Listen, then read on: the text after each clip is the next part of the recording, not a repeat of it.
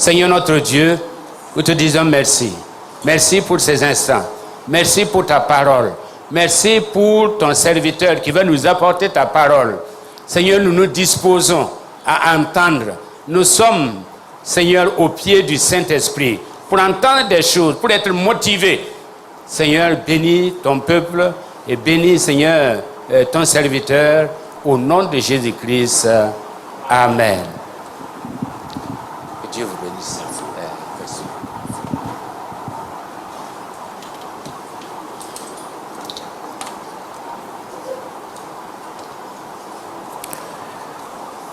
Alléluia. Je voudrais qu'on acclame très fort le Seigneur Jésus. Parce que je suis venu ici aujourd'hui pour vous annoncer une grande bonne nouvelle.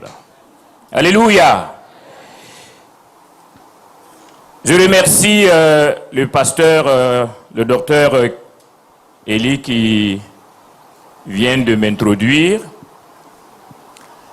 Et comme il le disait tout à l'heure, je suis là au nom de Lorongo et de la Vima.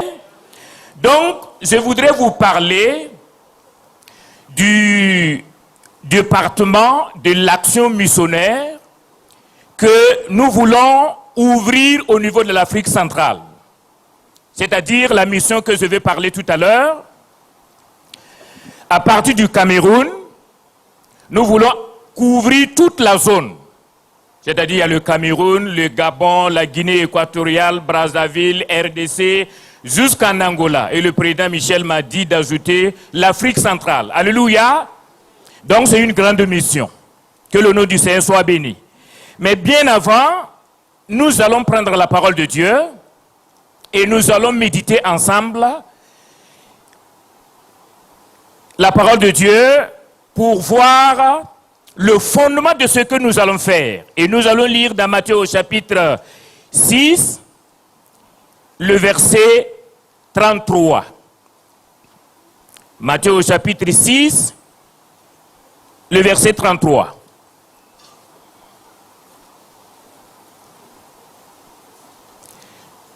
Matthieu au chapitre 6, le verset 33.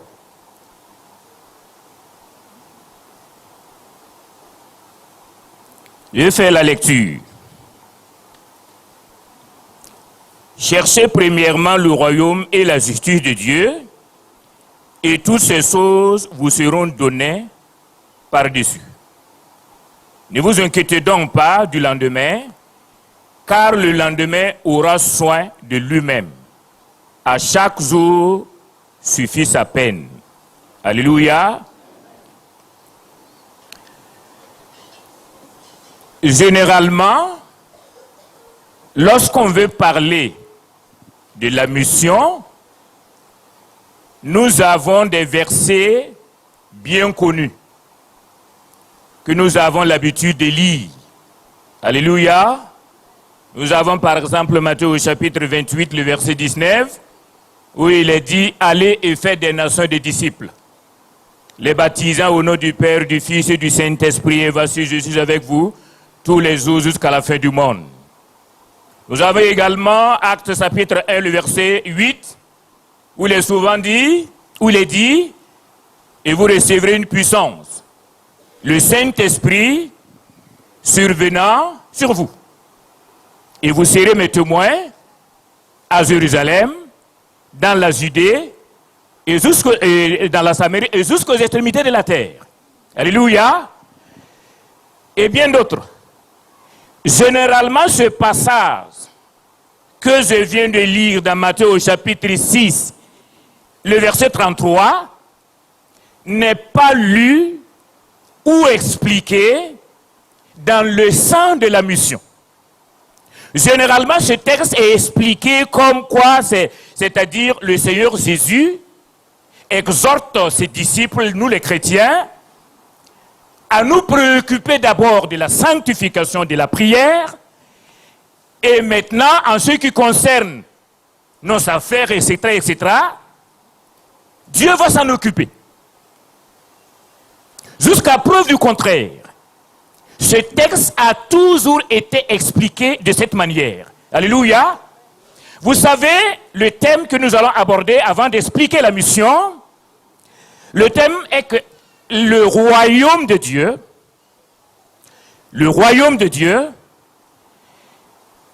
zone de notre sécurité et de notre prospérité. Le royaume de Dieu est zone de notre sécurité et de notre prospérité. Vous savez, lorsque on se limite au texte que je viens de citer comme un exemple, c'est-à-dire Matthieu au chapitre 28, verset 19, Actes au chapitre 1, verset 8, etc., etc., les fêtes des nations de Dieu, etc., etc., comme ce que vous le connaissez déjà. Vous ne pouvez pas vous en passer à un moment donné d'oublier la mission. De relier la mission à la seconde place et de vous occuper de vos propres affaires. Alléluia. Et c'est ce qui a toujours été le cas. Pourquoi? Parce que c'est texte que nous nous appuyons pour fonder notre zèle, notre ardeur de la mission n'explique pas, n'est-ce pas, le fondement doctrinal de notre action missionnaire. Alléluia. Vous savez, j'ai dit, en toute chose, c'est-à-dire en matière de Dieu, il faut d'abord chercher à comprendre le côté doctrinal de la chose.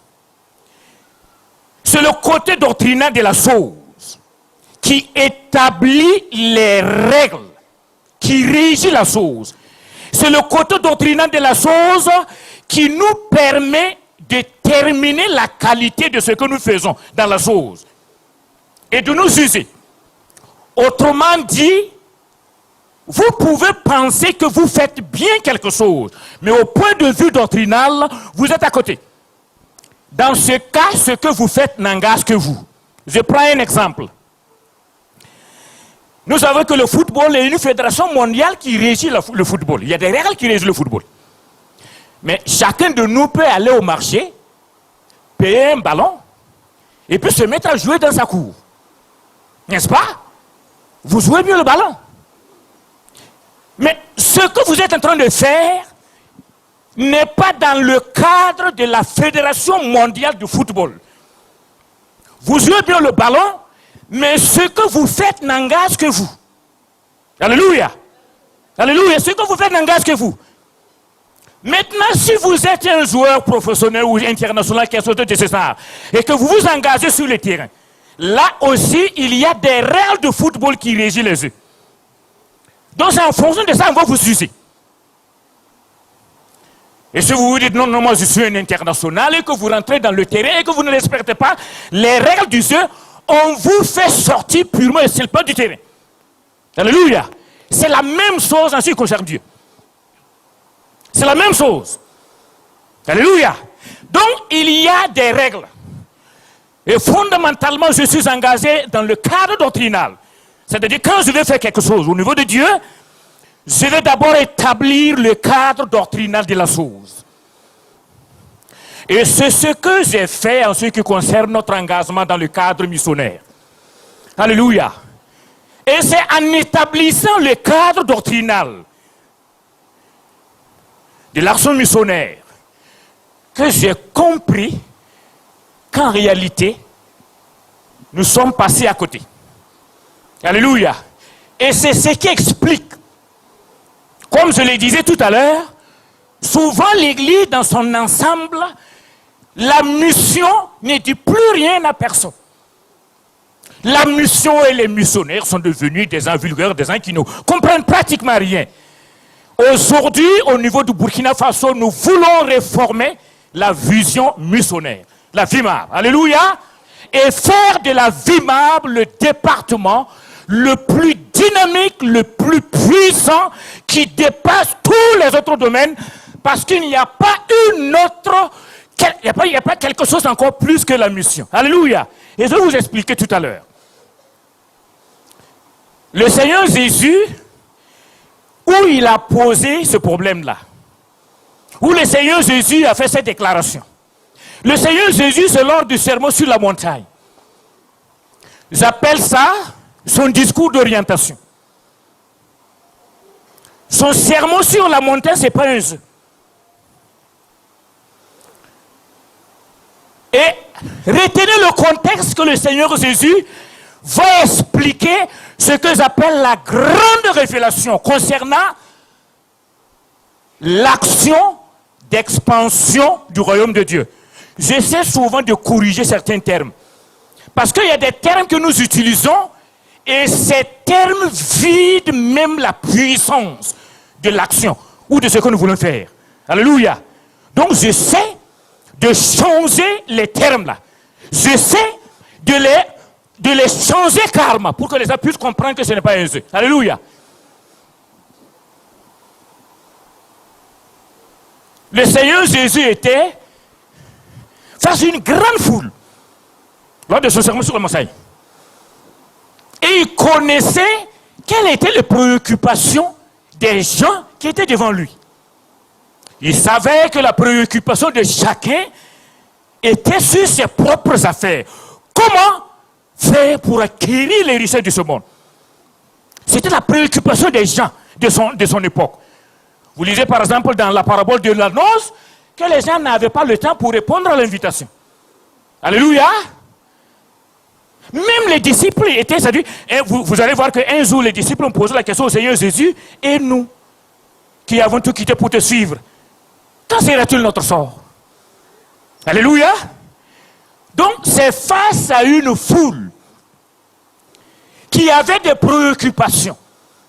Et toutes leurs préoccupations étaient essentiellement orientées vers comment acquérir les richesses du monde, que le Seigneur Jésus va se tourner vers ses disciples et il va leur dire: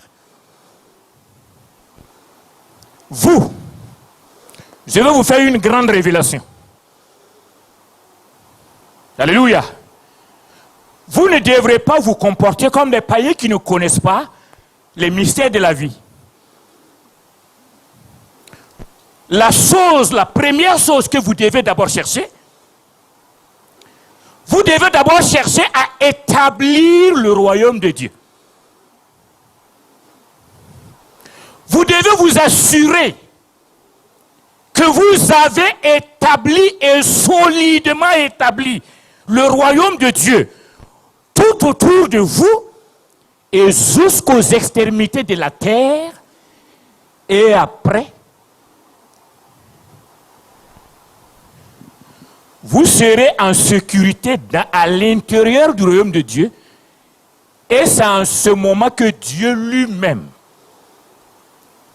va vous rendre prospère. Alléluia. Et je voudrais que vous me compreniez très bien, parce que ce n'est pas un jeu ce matin ici. Le Seigneur Jésus explique le fondement, c'est-à-dire la raison principale.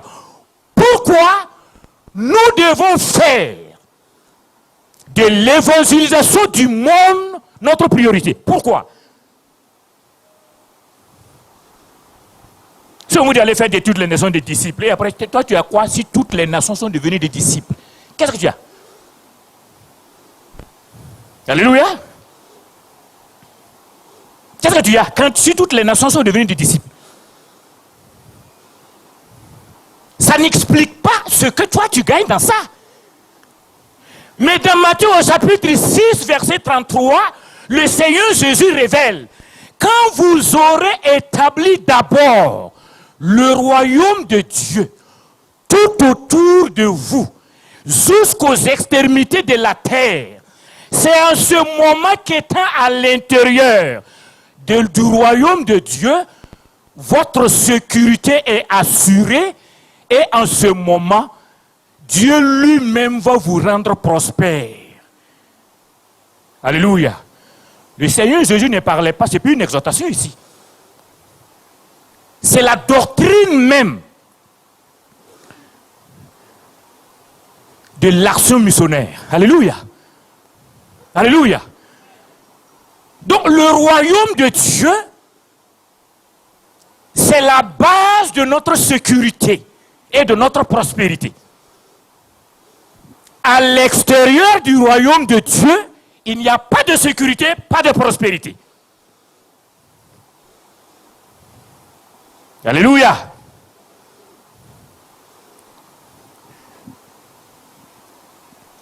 Malheureusement, les disciples n'avaient rien compris.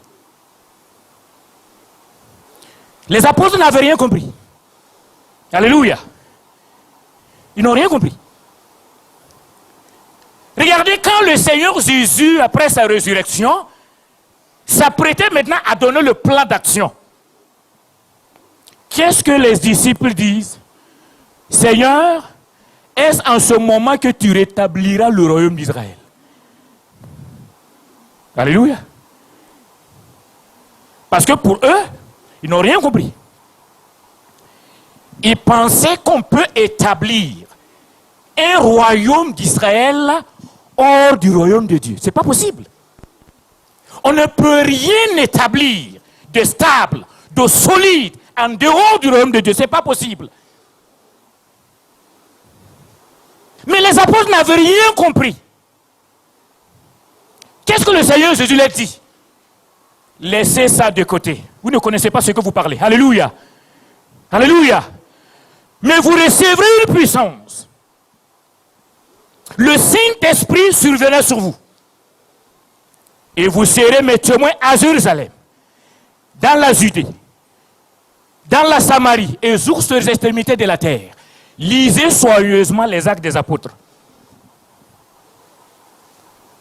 Vous allez vous rendre compte que les apôtres étaient, je les suspecte d'avoir un plan secret derrière Jésus, parce que c'était des Juifs.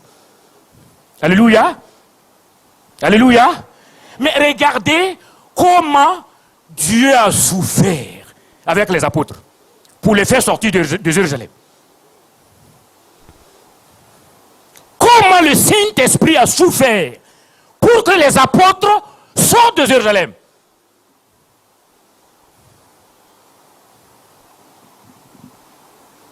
Alléluia. Même pour aller en Judée, à côté, pour aller en Samarie, lisez très bien votre Bible. Vous allez découvrir que les apôtres ne voulaient même pas partir là-bas. Jusqu'à ce que Dieu était obligé d'utiliser la violence pour disperser les fidèles.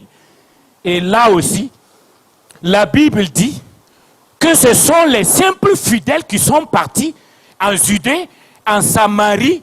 Les apôtres, eux, sont restés à Jérusalem. Pourquoi ils restent à Jérusalem? Pourquoi ils restent à Jérusalem?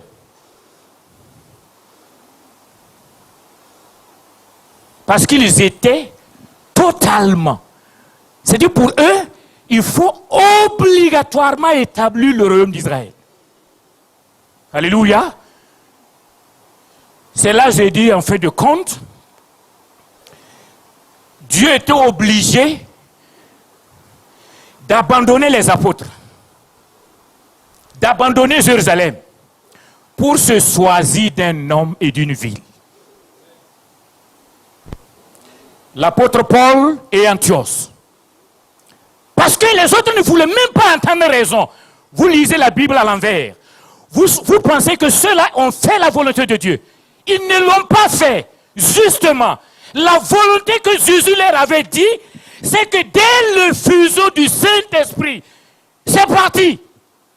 C'est parti. Ce n'est pas des fidèles qui devaient annoncer l'évangile à Judée, quelque chose comme ça. Mais quand vous lisez, vous allez vous rendre compte que c'est qui? C'est les fidèles qui annonçaient l'évangile.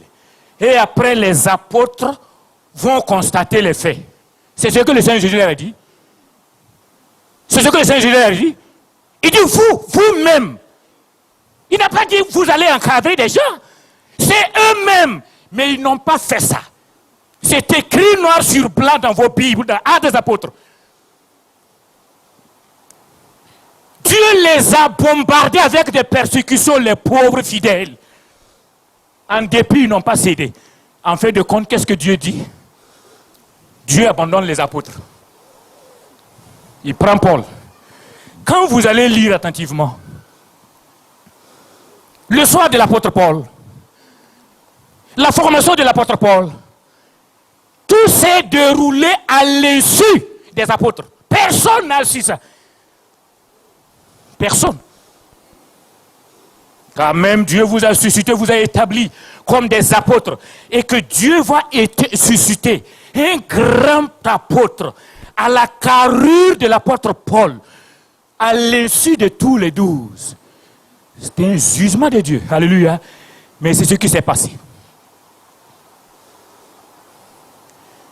Quant à l'apôtre Paul, quand il a été appelé, alléluia, la Bible dit, aussitôt, il s'est engagé pour l'action missionnaire. Et c'est grâce à lui que nous sommes chrétiens aujourd'hui. Alléluia. C'est grâce à cet homme, parce qu'il a obéi à la volonté de Dieu, que l'évangile est arrivé ici.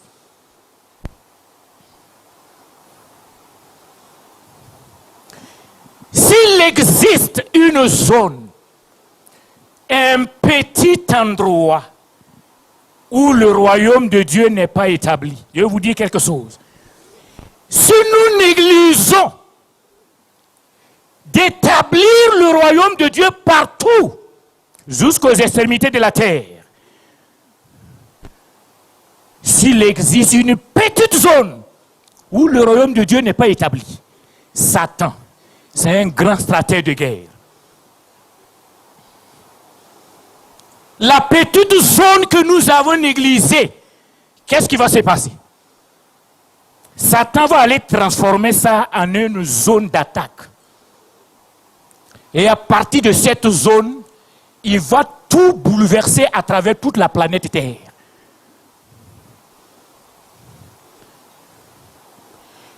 Si nous disons que ça, cette zone-là, cet endroit-là, c'est petit, c'est oublié, c'est loin, Satan, il va rire beaucoup. Parce que c'est là-bas, il va aller transformer une base d'attaque. Il va mettre là où vous avez bâti, il va tout démolir.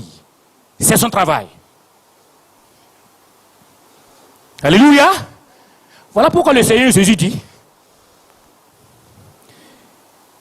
cherchez premièrement le royaume de Dieu et sa justice. Alléluia. Établissez d'abord le royaume de Dieu partout. Non seulement partout, vous devez établir solidement le royaume de Dieu partout. Et maintenant, vous êtes dedans, à l'intérieur du royaume de Dieu, votre sécurité assurée. Alléluia. Vos affaires, c'est Dieu lui-même qui va faire prospérer ça. Ça s'appelle la prospérité.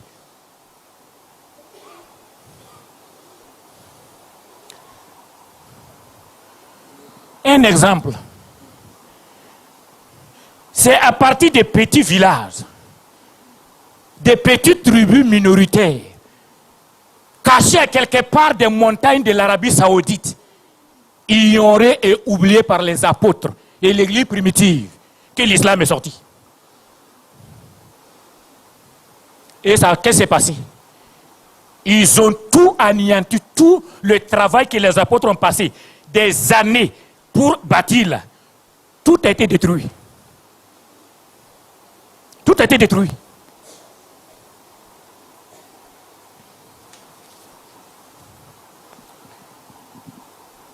C'est à partir des montagnes de l'Afghanistan et dans le désert de l'Arabie Saoudite que les gens ont élaboré un plan pour démolir notre chanteur le 11 septembre. Alléluia. À New York. Ceux qui ont planifié ça, ils n'étaient pas à New York avec eux. Ils n'étaient pas à Washington. Ils étaient dans des coins où personne ne pouvait imaginer qu'une attaque peut être planifiée de ces endroits pour défier tout le système de sécurité des États-Unis. Ça s'est passé et c'était un grand film gratuit pour toute la planète entière.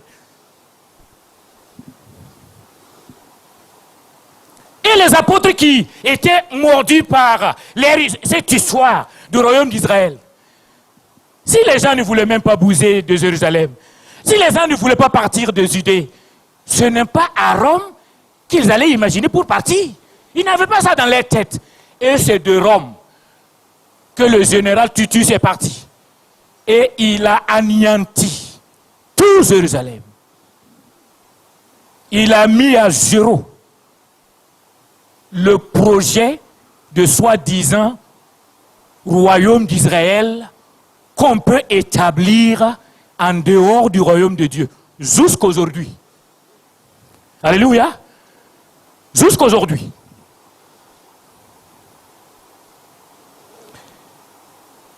Donc, évangéliser, c'est pas du plaisir. Établir le royaume de Dieu, c'est pas un jeu. Cela va de notre vie. Cela va de notre sécurité. Cela va de notre prospérité. Si là où le royaume de Dieu n'est pas solidement établi, mes frères et sœurs, ce que vous êtes en train de bâtir, un beau matin, ça sera totalement démoli. C'est une question de temps. Nous devons résolument nous engager à établir le royaume de Dieu partout. Il y a trop de sujets à dire. Mais je passe. Revenons au niveau du Burkina Faso. Notre pays. Est-ce que le royaume de Dieu est solidement établi au Burkina Faso ici de manière à assurer notre sécurité? De manière à ce que nous, on puisse... Parce que être prospère, nous allons voir un peu par la suite, nous n'allons pas voir ça ici. Comme je le disais, avec le temps, les gens se sont écartés. Parce que le Seigneur Jésus a fait l'énoncé de la doctrine. Mais c'est l'apôtre Paul qui l'a défini. Mais au fil des temps, l'église primitive, l'église contemporaine, nous nous sommes écartés de la règle établie par l'apôtre Paul pour se retrouver dans l'éthargie des apôtres. Et aujourd'hui, tout le monde a des problèmes. Alléluia. Alléluia. Quand vous rentrez dans votre voiture, quand vous prenez votre moto et que vous changez les vitesses et que ça accélère, c'est parce qu'il y a des systèmes dedans. Sinon, vous pouvez mettre 4e, 5e, la voiture ne va pas bouger. Si on a démonté le système à l'intérieur. De la même manière, Dieu a donné toute la puissance à l'Église. L'Église, la volonté de Dieu est que l'Église puisse fonctionner dans la puissance du Saint-Esprit. Mais pourquoi nous sommes bloqués? Pourquoi nous sommes bloqués? Nous sommes bloqués parce que à l'intérieur, on a démonté le système. C'est ce que j'appelle les doctrines. Parce qu'on ne comprend pas fondamentalement ce que nous faisons. Comme je l'ai dit, par exemple, l'évangélisation, l'action missionnaire, c'est comme un jeu aujourd'hui. Et aujourd'hui à Ouara, ça dit nous qui partons à l'extérieur, quand on arrive ici, les pasteurs qui sont ici à Ouara nous regardent comme si c'est eux qui sont les grands pasteurs. Alléluia. Alléluia. Ceux qui sont ici à Ouara, ils pensent que ce sont les grands pasteurs. Et nous qui sommes à l'extérieur, nous sommes des fous. Moi, je ne suis pas un fou, moi. Moi, je suis fou. Quand vous voulez, moi, je suis fou. Je suis un fou. Alléluia. J'ai tout ce que Dieu m'a donné. Je fais selon ce que Dieu... Je fais ce que Dieu me dit de faire. Ce n'est pas de la folie. C'est du sérieux. Et c'est ça la vérité de la parole de Dieu. Regardez le Burkina Faso aujourd'hui. Vous êtes ici à Ouara 2000, n'est-ce pas? Vous croyez que vous êtes au paradis? Moi, je vous dis le contraire. Alléluia. Est-ce que le royaume de Dieu est solidement établi au Burkina Faso ici, de manière à assurer notre sécurité? Nous sommes en sécurité au Burkina Faso ici? Est-ce que Dieu peut répandre tous ses bénéfices sur nous ici? Non. La réponse est non. Et je vais vous le prouver. Alléluia. En 2010, Dieu m'a dit clairement en vision, en révélation, d'aller en mission en Afrique centrale.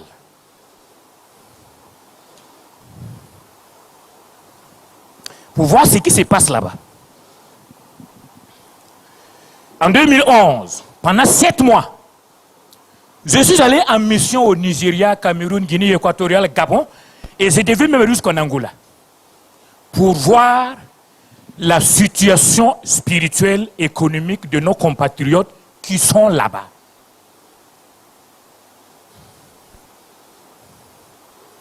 Vous savez que le Burkina Faso, notre pays, est ce qu'ils appellent victime de cette théorie infondée, inventée par des soi-disant financiers à dessein. Parce que quand les uns crient haut et fort, pays pauvre, vous croyez à ça? Vous croyez à ça? Nous sommes des chrétiens.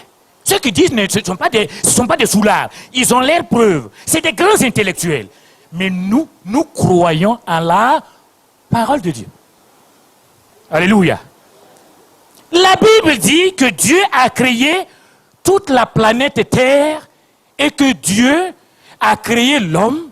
Il a dit que toute la terre doit être habitée. C'est écrit noir sur blanc.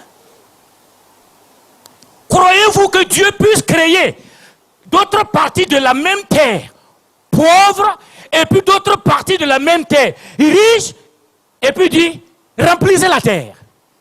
Donc à qui maintenant devient la faute? Donc c'est lui-même qui a fait ce problème-là. Croyez-vous à ça? C'est des mensonges. Mais ceux qui disent ça, ils le savent à dessein parce que ce qu'on appelle le système de communication pour la masse. C'est-à-dire les gens savent comment parler à la masse, désorienter la masse à dessein. C'est ce que nous souffrons. Nous subissons ici au Burkina Faso. On dit que le Burkina Faso est pauvre. Comme vous êtes à Ouagadougou, vous ne savez pas ce qui se passe à l'extérieur, bien sûr. Puisque quand vous sortez, vous prenez des avions pour aller. Vous ne savez pas ce qui se passe. À moins qu'on vous explique ce que je vais faire ce matin. De grâce, il leur déborde.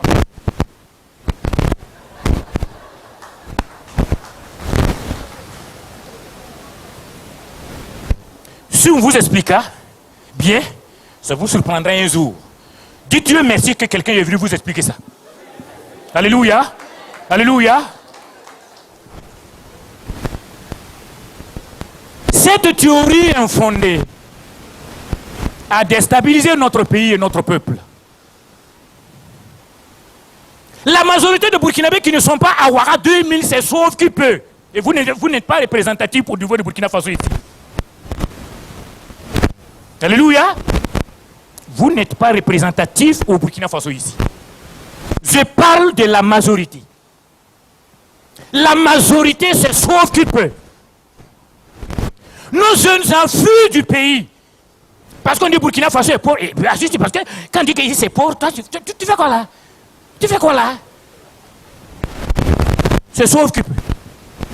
Les enfants au Gabon, en Guinée équatoriale, en RDC, en Angola, au Cameroun, partout c'est des centaines de milliers d'enfants, je vous dis. C'est pas 10 personnes, c'est pas 100 personnes, c'est des centaines de milliers de personnes. Burkinabé, si vous allez dans ces pays, non, personne ne respecte Burkinabé. Si vous êtes un Burkinabé que vous êtes fier, ça n'engage que vous. Alléluia.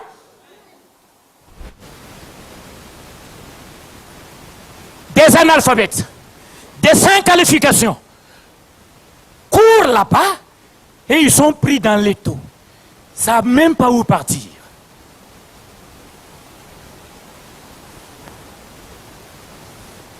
J'ai pris 7 mois pour cette mission d'inspection. Ce n'est pas un de mes enfants, mes frères et sœurs. Et pendant ces 7 mois, ce n'est pas aller dormir à l'hôtel, mes frères et sœurs. C'est une mission d'inspection, une mission pour investiguer, pour voir les réalités. Qu'est-ce qui se passe avec nos compatriotes là-bas? Ce n'est pas pour mettre un costume comme ça pour faire. Alléluia. C'est un grand combat.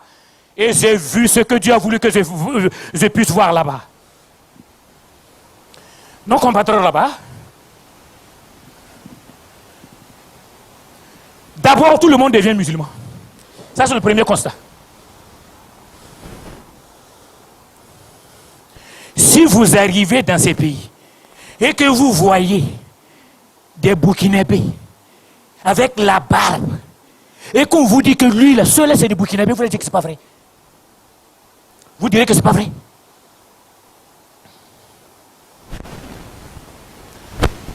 Et après, ils se sont constitués un des réseaux. C'est parce que moi, je suis Dieu m'a fait la grâce. Sinon, si vous rentrez dans ces réseaux, vous allez savoir ce que vous allez savoir qu'il existe deux mondes. Alléluia.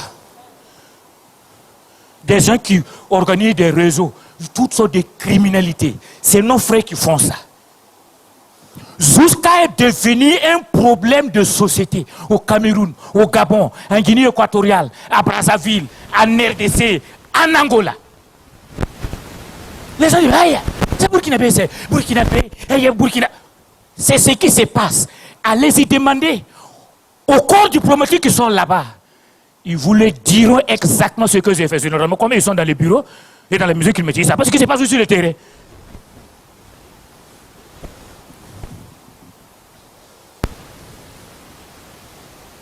Maintenant, le terrorisme est venu en 2014, en 2015.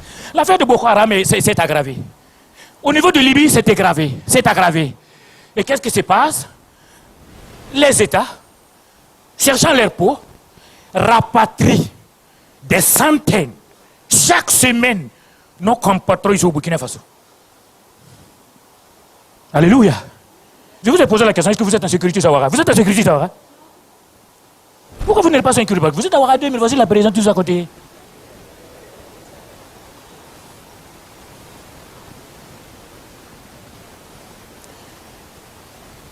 Aujourd'hui, au Burkina, il y a des braqueurs partout, des vols partout.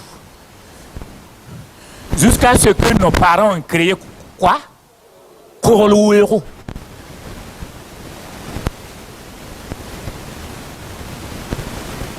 D'où viennent ces Burkinabés?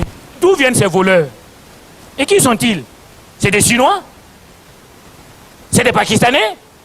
C'est des Burkinabés. C'est Burkinabés comme toi et moi. Comme ils sont coincés de l'autre côté et qu'on les rapatrie, ne sachant quoi faire, c'est eux maintenant qui créent tout ce chaos ici.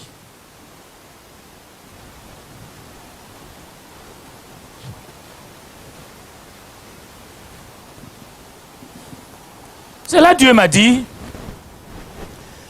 l'église du Burkina Faso doit aujourd'hui ajouter un élément dans son action missionnaire. Alléluia. Il ne faut pas simplement s'occuper des Nigériens. Il ne faut pas simplement s'occuper des Maliens. Il ne faut pas simplement s'occuper des Sénégalais. Il faut s'occuper aussi de nos compatriotes qui sont hors du pays. Alléluia. C'est sérieux ce que je suis en train de vous dire. Il faut s'occuper de ceux-là. Comme moi-même je suis un administrateur et que je suis zélé pour la cause du royaume de Dieu, que je connais la doctrine de l'action missionnaire, j'ai tout fait. Au plan administratif, au Nigeria, au Cameroun, en Guinée équatoriale, au Gabon. Tout a été fait. Alléluia. Tout a été fait. C'est maintenant. Nous nous sommes coordonnés.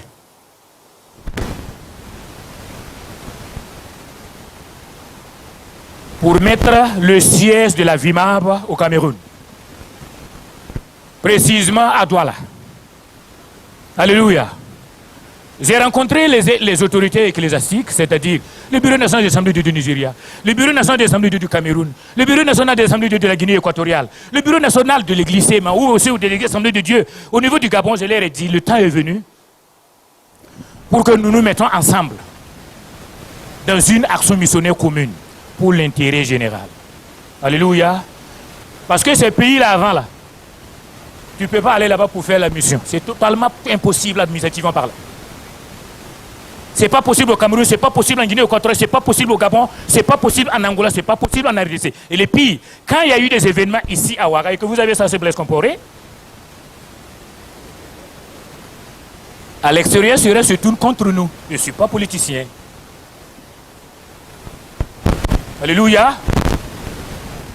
Quand on voit un Burkinabé, et puis depuis, c'est que les jeunes de Burkinabé, les jeunes de Ouaga, quand il y a un problème en RDC, ceux qui sont sur les réseaux sociaux, pour dire tel. Quand il y a un problème au Gabon, ceux qui sont sur les réseaux sociaux, ils ne savent pas ce que ça crée à leur comportement dans ces pays-là.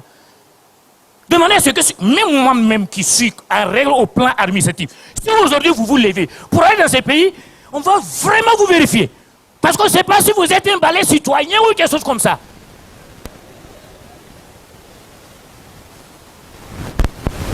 Mais je leur ai fait comprendre que ce soit les autorités administratives étatiques, que ce soit aussi les autorités ecclésiales, que le moment est venu pour que nous puissions nous unir pour une action missionnaire commune, pour l'intérêt général. Tout le monde est d'accord. Alléluia. Tout le monde est d'accord. Donc nous nous sommes accordés pour installer le siège de la VIMAB à Douala au Cameroun. Alléluia. Ce matin j'étais un peu précipité, sinon je marche avec tous les documents. Donc c'est de ça que je suis là ce matin pour vous dire que cette action missionnaire, je l'appelle action missionnaire stratégique en termes militaires. C'est-à-dire, nous ne sommes pas des Nigériens. Au Nigeria, Boko Haram envoie kamikaze, terrorise à l'église. Ça s'explose, ça tue des centaines de personnes. Le dimanche prochain, dans la même église, ça chante, ça danse. Alléluia. Ici à Ouaga, vous pouvez supporter ça? Ici à Ouaga, vous pouvez supporter ça? Non. Si il y a attentat dans une église, on a enterré 50 personnes. Un mois après, attentat, on a enterré 100 personnes dans telle cathédrale, dans telle église. Terminé pour les cultes. Terminé pour les cultes. Alléluia. Alléluia. Mais ce que je vous dis, ce sont nos enfants même. Parce que je suis dans la raison là-bas. Ce sont nos enfants même. Ce que je vous parle, c'est qu'il a fait de 2011. 2012, là, on a été saisis pour ça. 2013, je suis entré au Nigeria. Alléluia. Et les choses ne semblent pas bouger comme ce que j'aurais souhaité. Mais aujourd'hui, nous nous sommes coordonnés, nous nous sommes entendus pour qu'à partir de 2017, dès le mois de janvier 2017, qu'on établisse le siège de la VIMAB en Afrique, au Cameroun, en Afrique centrale. Et c'est cette église que nous allons établir en Afrique centrale, au Cameroun, qui va faire une double mission. S'occuper de nos compatriotes, installer la VIMAB dans un premier temps, dans la première zone, ça court 8 pays. Alléluia. Et là, on n'a pas le temps à perdre. Amen. Quand Dieu vous dit de faire... Souvent le problème c'est quoi? C'est quand Dieu nous dit de faire quelque chose, si vous êtes dans l'armée. Si vous êtes dans l'armée, quand on parle de mission, il y a un temps déterminé pour la mission. On n'a pas dit qu'il faut prendre 10 000 pour faire la mission. Quand le Seigneur Jésus disait, Jérusalem, Judée, Samarie, c'était pas pour 100 ans. C'était pas pour 100 ans. C'était quand le Saint-Esprit descend à la même semaine, il y a des apôtres qui sont envoyés à Jérusalem dans la même semaine, simultanément. On n'a pas dit de faire 100 ans. Ils n'ont pas fait. 70 ans après, le général Titus est venu. Il a tout détruit. Alléluia. Quand Dieu nous dit de faire quelque chose, on n'a pas tout le temps pour ça. Alléluia. On n'a pas tout le temps pour ça. Si tout le monde est mobilisé, tout le monde est engagé. Mais en 3 ans, on finit le travail, n'est-ce pas? Alléluia. Si tout le monde est engagé, en 3 ans, on finit le travail. Ça veut dire on couvre tous ces 8 pays. On n'a pas dit de le faire 10 ans, on n'a pas dit de le faire 30 ans et 40 ans là-bas. Alléluia. Et pour le faire, vous n'allez pas là-bas, c'est moi qui suis là-bas. Alléluia. C'est moi qui suis là-bas. Et je suscite des missionnaires partout. Mais pas ici à 2000 quand même. Non, ici on demande l'argent. C'est la même chose. Alléluia. On demande l'argent. On veut simplement que vous donnez de l'argent. Et le travail sera efficacement fait. Alléluia. Alléluia. Et quand on a dit de faire le budget, moi j'ai fait le budget, on me dit que c'est exagéré. Je dis, ok, cette fois-ci, ok, je bâcle les choses, et puis bon. Et puis on se retrouve à 4 millions pour la première année, 3 millions pour les deux autres années. Et puis on se retrouve à 11 millions. Alléluia. Alléluia. Alléluia. Vous ne pouvez pas payer 11 millions pour une telle mission pour votre propre sécurité. Vous ne pouvez pas payer 11 millions pour votre propre sécurité. Parce que c'est vous qui avez des projets. Les autres n'ont rien à perdre. Amen. Si ça tourne au vinaigre, c'est nous qui perdons. Parce que les autres, ils n'ont rien à perdre. C'est ça le problème. Quand ceux qui sont allés faire tomber World Trade Center, ils n'ont rien à perdre. C'est ceux qui étaient à World Trade Center, là, parce que c'est eux qui dirigeaient le monde. C'est eux qui ont tout perdu. C'est que dans les Américains, au contraire, ils sont contents. Parce qu'ils ont créé un spectacle gratuit pour le monde entier. Le monde entier va le regarder. Alléluia. Vous avez intérêt à soutenir ces gens de mission et de le faire de façon spontanée, de façon vite, pour que la mission soit faite au temps indiqué par le Seigneur. Alléluia. Alléluia. Alléluia. Si nous établissons le royaume de Dieu au Burkina Faso ici, si le royaume de Dieu est solidement établi au Burkina Faso, on n'a pas besoin de prier pour nos affaires, mes frères et sœurs. C'est écrit dans la parole de Dieu. Amen. Le reste vous sera donné par dessus, c'est fini. Ce que Dieu demande, c'est quoi? Nous établissons son royaume. Et lui, il établira le royaume de chacun de nous. À l'intérieur du royaume de Dieu. Pas hors du royaume de Dieu. Alléluia. Pas hors du royaume de Dieu. La sécurité et la prospérité. Alléluia. Tous ces pagailles qui règnent tout autour de notre pays est la preuve que le royaume de Dieu n'est pas solidement établi ici. D'où la nécessité que nous recommençons le travail. Alléluia. Et pour le commencer, nous allons d'abord réformer la VIMAB. Amen. Pour que dans chaque église au niveau de Burkina Faso ici, dans chaque chrétien, vous puissiez savoir qu'il n'existe pas encore une autre mission en dehors de l'action missionnaire et que les missionnaires ne sont pas des fous. Alléluia. Alléluia. Que Dieu nous bénisse. On acclame le Seigneur.